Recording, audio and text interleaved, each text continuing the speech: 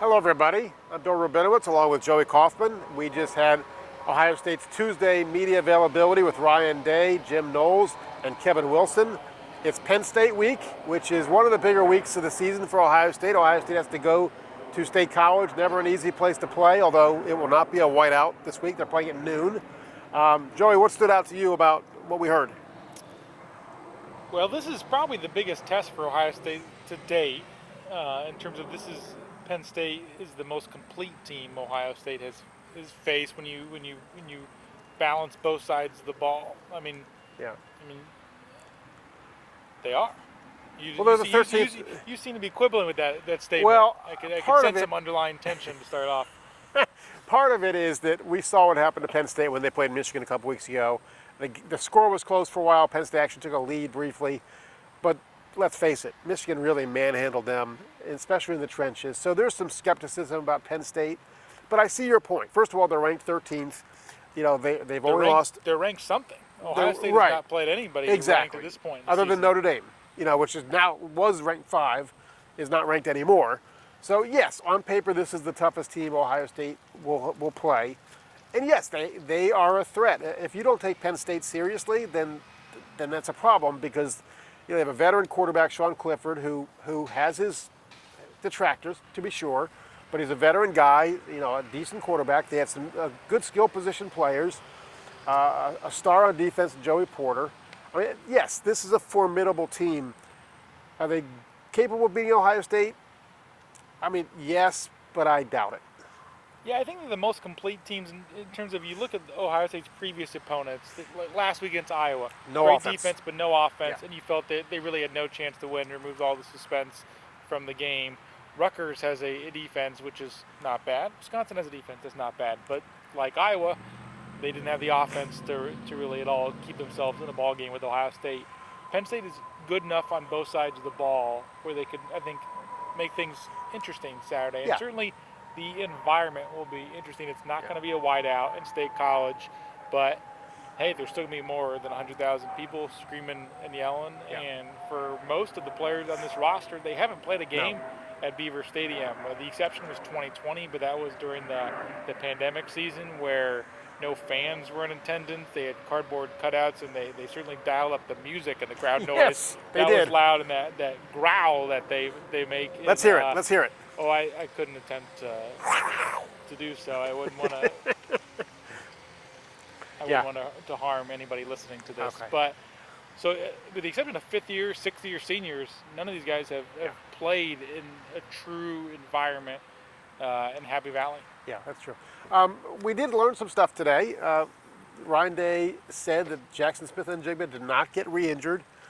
Looked like something was off after his last play. It was a sideline incompletion, and he kind of looked at least unhappy. I mean, it wasn't like a pronounced limp or anything, but he just didn't seem right. But Ryan Day said no, it was just a pitch count. He's only going to play about 20 snaps, and that was it. And so he expects him to play this week. Chip Tranum is now going to be a running back full-time because we found out that T.C. Caffey, the walk-on who was impressive when he played. Yeah, nice. Very impressive. Great run against, I forget who it was, Arkansas State or Toledo? Toledo.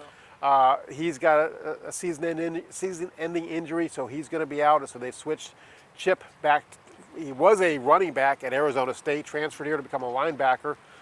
He's now going to be a running back to give them added depth there. Remember, Ohio State lost Evan Pryor in the preseason, so that their numbers are a little down there.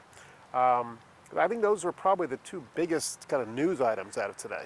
Yeah, I thought it was an encouraging sign for Jackson Smith and Jigba's health that Ryan Day came out and said on a Tuesday that they planned for him to play, because normally he's been pretty dodgy with those questions, and he came out and said that the expectation he's going to play. They haven't quite decided if he's going to be on a pitch count. It sounds like the sports performance staff really tracks a lot of the numbers behind the scenes in terms of the number of steps he's taken, the number of yards, like the number of high-speed yards. So a lot of that factors in. I think the bigger question is he played 22 snaps against Iowa. Well, if he is available, is that going to ramp up more this week? And Penn State's got a good secondary. You mentioned Joey Porter Jr. They have some players back there who I think present a formidable secondary. A big test, a big key this week will be whether Ohio State gets its run game on track. It didn't against Iowa. Maya Williams struggled. Travion Henderson struggled. There weren't a lot of holes there. There were tackles for losses. The longest run anybody had was 13 yards. Now Penn State, I would think, is more vulnerable. Even James Franklin, their coach, said they're a little bit light, a little small on the lines, and that's something that they've got to address long term. So you'd like to think that Ohio State would be able to kind of pound the ball when necessary, and that's going to be a big key because Penn State's cornerbacks are good, and it is a tough place to play. People who have not been there kind of can't quite grasp it, but the crowd is into it. The Penn State clearly plays better at home. You remember the game against Michigan was in Ann Arbor, and so it's kind of a different team, a different Penn State team when they play at home. Yeah, you mentioned Penn State's defensive line and their run defense. That's been a weird group in terms of whether Ohio State's going to get back on track on the ground this week. Outside of that Michigan game, Penn State's been really quite good. They allowed in the first I believe 5 weeks of the season, they were giving up first 5 games of the season, they were giving up about 80 yards per game. They played Minnesota last week. Minnesota's a good running back, Mo Ibrahim. They held them to 102 yards on 30 carries. Just so that was his lowest per carry average in several seasons. So they've had times where it's looked like they have a decent or a top 5 rush defense. There are times where it looks like they have a truly terrible rush defense, the way Michigan bludgeoned them at the line of scrimmage. So it's been a little bit of a Jekyll and Hyde thing. I'll be curious to see which Penn State rush defense, defensive line, front 7 shows up. I think we can say the same thing about Penn State as we can about everybody in the Big Ten. It was who they played. I mean, nobody in the Big Ten. I mean, Ohio State really hasn't been tested until last week by Iowa in terms of Iowa's defense. Michigan really hasn't been tested.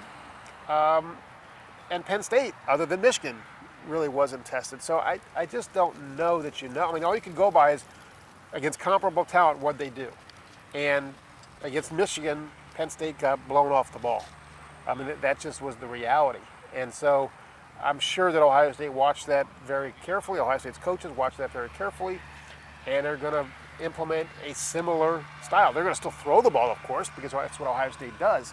But I think they're going to look at Penn State and say, okay, we're going to test them because if Michigan did that to them, I think we can do that to them. I think the other storyline going into this game is especially from the Penn State side of things, when they look at Ohio State's receiving corps, you have Julian Fleming, Marvin Harrison Jr. Two Pennsylvania guys, those by the are way. two guys who grew up in that state. Marvin Harrison from Philly. In their minds, I'm sure they would like to have those guys. Those are two players within their backyard that they would have historically gotten. And in the way Ohio State's recruited at wide receiver, they're not just going to go to one state over; they'll go everywhere in the country. And those are two guys I think Nittany Lions fans would have liked to have been on their side of the ball. If Penn State had Julian Fleming and Marvin Harrison, this would be a different game. It wouldn't be a 15-point point spread for Ohio State. I mean, Sean Clifford has his limitations. He's not C.J. Stroud, but he's good enough. And you add those guys to Penn State, it's a different game. But they're not. They're with Ohio State. And Marvin Harrison Jr. is the first receiver in Ohio State history to have three touchdown receiving games. And he's only a sophomore. He's done this in 8 games. And so Ohio State has more talent than Penn State. I mean, Penn State historically has been the one program in the Big Ten that's recruited at a level close to Ohio State. They've had, more about this than I do, in terms of you've done some research. They've had a little bit of a fall off there, but Penn State has talented players.